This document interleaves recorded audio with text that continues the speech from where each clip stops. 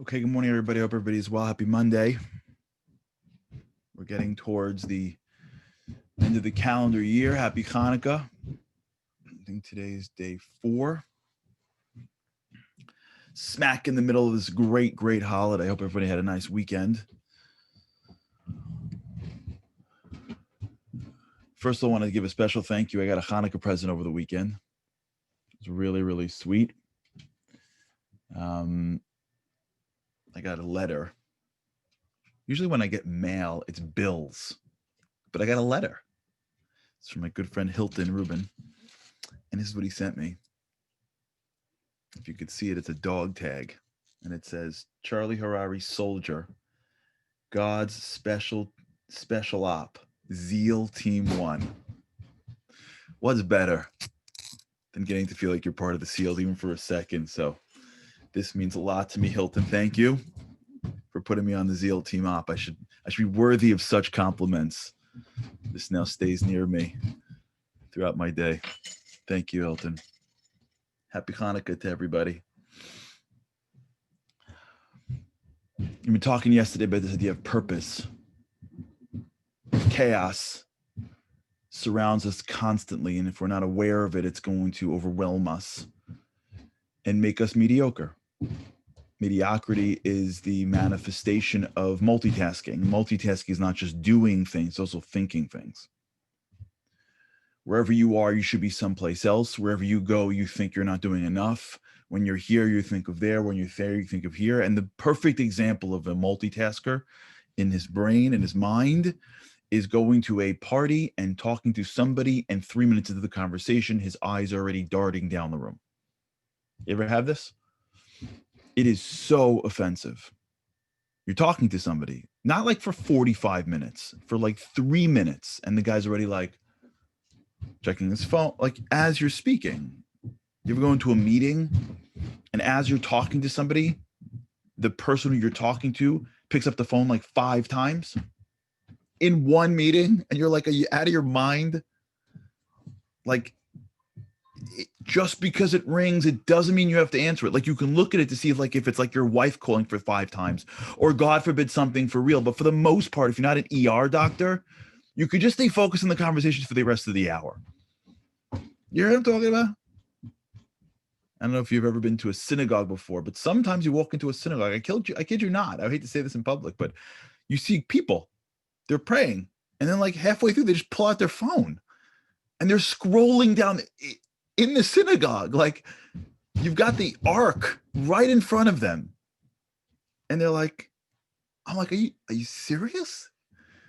Just go outside. Chaos. It's all around us, and it will overwhelm us. And the way you build borders is through purpose. Purpose is what creates a new value to your time. Right? That's what purpose does.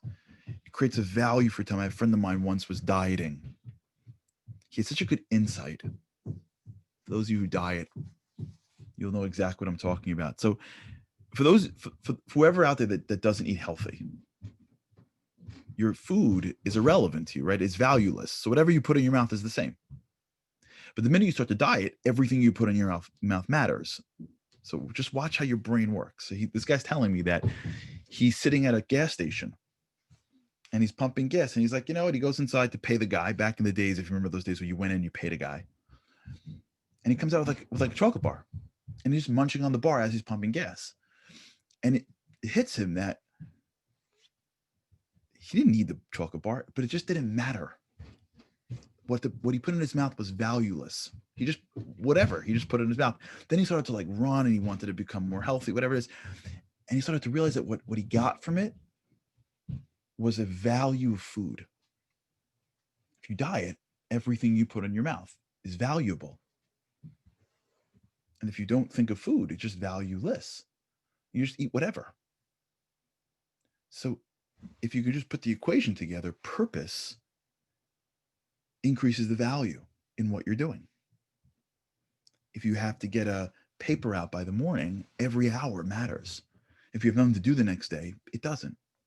If you have to run a marathon, well, everything you eat really matters.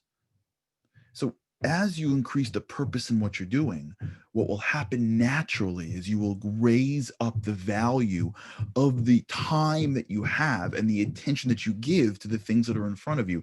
So you don't have to constantly feel bad about it. This is one of the great mistakes of dieting. People are like, New Year's, I really should lose weight, but I don't want to. Okay, my New Year resolution, I'm going to lose 10 pounds. No, you haven't given any more value to the food you're eating, so it's impossible. So you're always around going like, I really shouldn't, but I want to, but I need to tomorrow.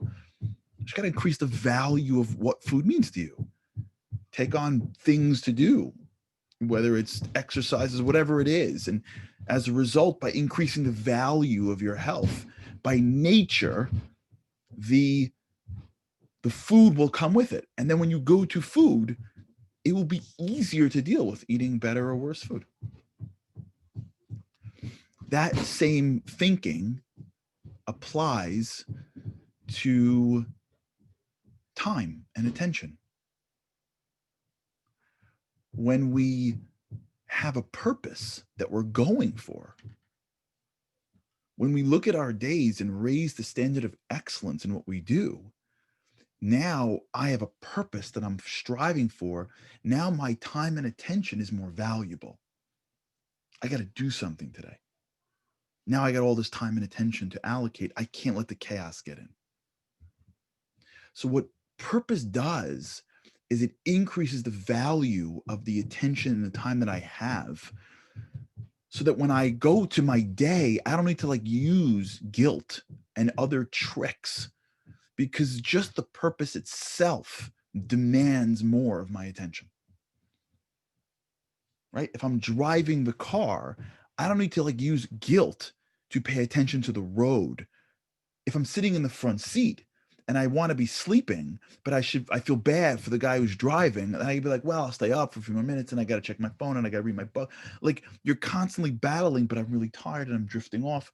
When you're sitting in the driver's seat, you don't have those same battles. Maybe you're overwhelmed by sleep, but like, you don't have the battles of the guy in the passenger seat, and it's for sure not the guy in the back, because the value of your position in the car goes up by where you sit. So just by sitting in the driver's seat and driving now makes your attention in the car that much more valuable than the person sitting in the back row. So by increasing the purpose of our days, we are now increasing the value of our attention. And now we are by nature allowing the chaos to be pushed out. Now that's sort of like step one in this.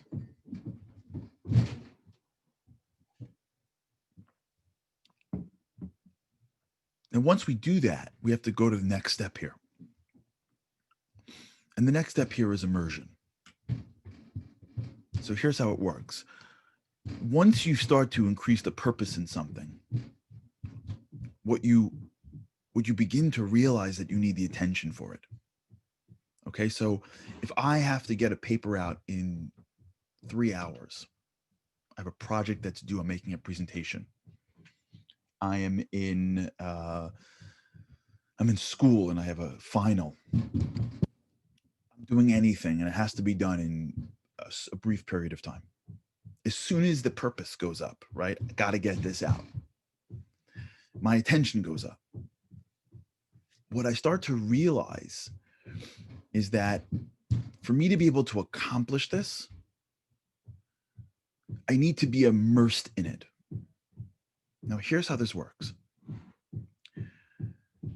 If you remember, every time, every moment of our days, we have a schema, right? So the schema is our filter, and the filter takes in information. And we only have a limited amount of information. So we can only take in 110 to 125 bits of information per second. Okay. Now we have to realize, now you have to wait, the way I always picture is like this. If I am going to a pool, let's say, if I'm going scuba diving, and I jump in the water, and I put on my gear. I've never gone scuba diving. Well, I'm assuming what's happening. And I put on my gear and I go down off the surface of the water slowly. I'm doing it my first time. I'm doing it carefully. As I go down the surface of the water, I see a certain layer of fish in whatever aquatic life. Wonderful. Every few seconds, I'm descending into the surface, down the surface of the water. So within 5 minutes, I am in a much deeper place. I've already gone through the surface, and now I'm in the depth of the water. If I'm scuba diving for an hour, I want to be going down slowly and staying in a deep place for most of the hour. If I go down 2-3 feet and then come up for air because I'm snorkeling or because my oxygen tank isn't working, and then I go down again 3 feet and I come for air, and I go down again 3 feet and I come for air, the same hour that I give to scuba diving gets me only a little bit in. When I'm engaged in something, my brain is constantly making connections. It's constantly fighting chaos. It's constantly doing what it does, which is engaged in the material in front of it. When I engage in material, even in snap seconds, okay, I gotta like, oh, here I am on this page. This is what's going on. Okay, I gotta figure this out. I'm in this paragraph. I'm reading this part of the book. I'm in this conversation. I'm in this level of I'm in this level of work, right? As I descend further down, I continuously deepen my engagement. I've already gone through, I know what page I'm in. I'm already 6 lines into the paragraph. I'm already halfway through the application. I'm already in the conversation, right? I'm already through it all. And as I descend into this time, I'm getting deeper and deeper into the material. And as I get deeper into the material, I become more and more aware of things that I never got before. I'm in a deeper place.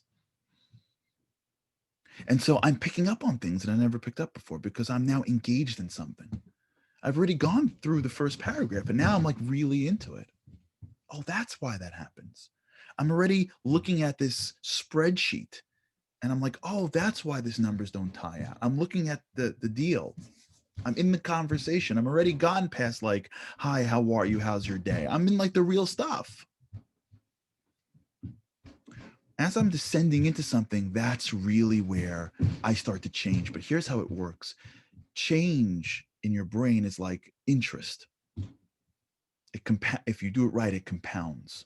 If you put your money into something and you don't pull it out, and you leave it there, and it gets a certain type of interest, right? If let's assume you put your money somewhere and it doubles. So you go from, let's say, 1 to 2 to 4 to 8 to 16, right? After a while, as it doubles, it becomes exponential. It's called compound interest. So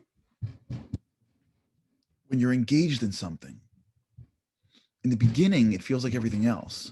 But as you deepen your involvement in something, you start to see things exponentially quicker and better. You start to engage in something in a way that wasn't 1, 2, 3, 4, 5, 6, 7. When you're in it, it's 1, 4, 8, 16. It's exponential. The change, the nuances you see, the relationship to something. If you go deep in something and it's uninterrupted, that's when you start to see the real changes. We do this with the trips. When people go to Israel for a week, we take guys to Israel for the week, right? Momentum. This is what the sponsor of the show. Day 1, day 2, the relationship to the guys, the relationship to the environment around us, the learning that takes place. Day 3, what takes place day 5 is not 2 more than day 3. It's 100 times more than day 3 because we're immersed in Israel. The first day you get to Israel, you're like, well, I got to check back in the office and I'm going to wake up early and I'm going to climb. And you're talking to your wife every 2 seconds, like, hi, honey, I'm still here. And the kids, day 2, then the hours are different from Israel. You're like, well, I missed this call. Day 3, you're like, you know what, I'll just pick it up. And by the time you get day 4 and you're immersed with the guys, you're immersed in the experience, you're immersed in the learning, the feeling, the relationship, the ability to be moved goes up exponentially. If you ever experienced a Shabbat before, the way you feel 15 minutes into Shabbat and the way you feel 22 hours into Shabbat is totally different. You ever go on vacation You ever do anything in life, when you first experience the thing that you do in life, it's always still holding on to what you had. You always still had a remnant of what you, and you're always like in that like bridge, you know, when you first get somewhere, like you're bridging, you're like, am I here? Am I there? If you allow yourself to be immersed in that thing, before you know it, you live there. You ever go, you feel this way? Like you ever go like on vacation for like 5 days, and by day 4, you're like, I think I live in the hotel. You ever get that feeling? Like, I think I live here. My kids happen every time we go to a Passover program where like they cater for you 24/7, and something called a tea room. If you've ever been to a program, a Jewish holiday program where they feed you, they stuff you up, like they feed you like hens before they slaughter them. They have something called a tea room. A tea room is basically in between these massive meals. There's a room just filled with as much sugar and stuff that you can imagine. So my kids get used to this. Wake up in the morning, 8 o'clock, they roll into breakfast till 11, they go to the tea room until 2, lunch is 2 o'clock. Then we get home and they're like, it's 10:30. Like, what's for breakfast? And I'm like, I don't know, cereal. They're like, cereal? Where's the egg guy? Like, where's the egg station? And there's no pancakes. Like, are you kidding me? Like, how are we gonna survive today? And you're like, yeah, it's cereal, and get on the school. Are you kidding? You live in a place. You're like, what? This is how it is. You know what I'm talking about? You go on vacation, like school's out, kids go back to school in September. They're like, what are we doing here? Like, why is she telling me like what to do? Like, it's like a total, because when you're immersed in something, the level of change is exponential. There was this Brazilian billionaire I read about. I got to find this book for you. Oh, it was so good. It was a TED talk that I watched where I think it was in Brazil. It was someplace in Latin America where the academic scores were unbelievably low in this area, and they couldn't fix the school system. And this billionaire basically took these kids away for like a month or like 3 weeks and immersed them in like math, science, whatever. And then after like 3 weeks, they took the state tests for the year, and these kids did so much better than the kids that were there for the year. And he began this whole educational phenomenon where that if you immerse people into something and they're immersed in it, what they'll get in the immersion is so much more than showing up for an hour or 2 or 5 or 7 and going home, and showing up and going home and showing up and going home. You're always resetting and get back to your classrooms. So that's why, by the way, if you look at like even like typical high schools, it's not meant for like immersion. Like you sit down to class, teacher gets going till you get roll call, then you get up, you go to the next class, and then you get the next class, and you get the next class, and you get the next class, and like before you know it, like and then you get home, and then you have this, and your brain is constantly like putting on snorkeling gear and going up and going down and going up and going down. Like it's a crazy life. So when you recognize you have purpose and you go into your day, here's the trick. And I want to continue this a little bit tomorrow, if possible, because this is so important. Immersion is such a science to immersion that we don't appreciate, because we don't live in immersive worlds anymore. We don't even have this. Back in the old days, they had this more, where they would go away and like there was no phones, and you went somewhere and you were there.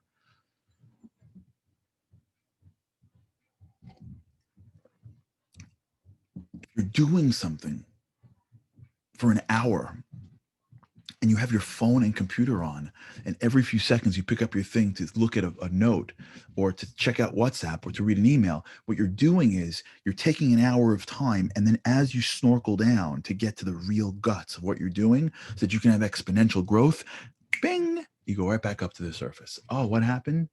Oh, what's going on with the election? Oh, what? The Saints lost yesterday to the Eagles?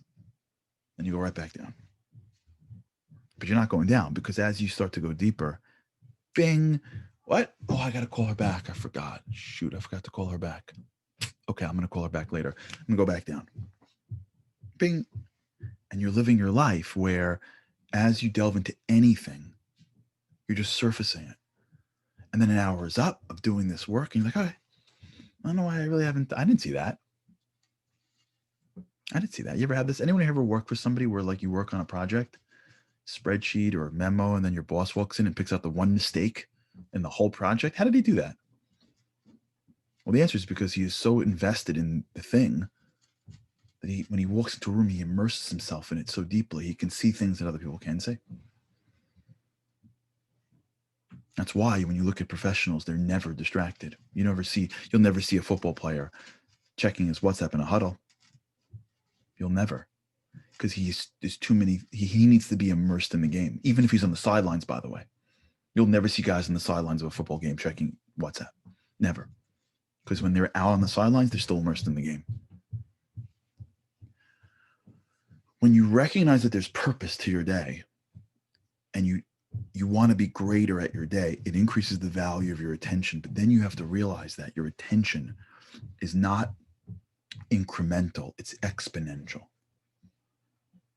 So you have to make sure your border patrol is Navy SEALs. Because if you're engaged in something and you allow yourself to be distracted every few seconds, you're just going up and down, and you're not getting deep enough. That's why the greatest thing you can do if you have an iPhone is set a timer. It's one of the greatest things iPhones have, timers. I'm sure Androids have it as well. You go to do something, you set the timer, you put your phone away, and then an hour later, or 20 minutes later, or 2 minutes later, ding, and now you go back. And at least you know for that period of time, you're free. And you can give all your attention to something. And it's in those moments that you have what's called deep learning. Can you really begin to delve and get something that is unique? Yeah, Andy just confirmed that Android phones have them. I'm sorry for being a little bit of an Apple snob here. Okay, we'll continue this. This is big, at least I think. Immersion is the secret to a lot of good stuff. Okay, think about this today. Just be aware of it as you go through your day and all the distractions that pop in and pop out and pop in and pop out and pop in and pop out. See just how much we're not exponential in our actions. Not because we don't have the ability, but because we don't have enough border patrol surrounding us from all the distractions around us. All right, we'll continue this. Have an incredible day. And with God's help, can't wait to see you again tomorrow.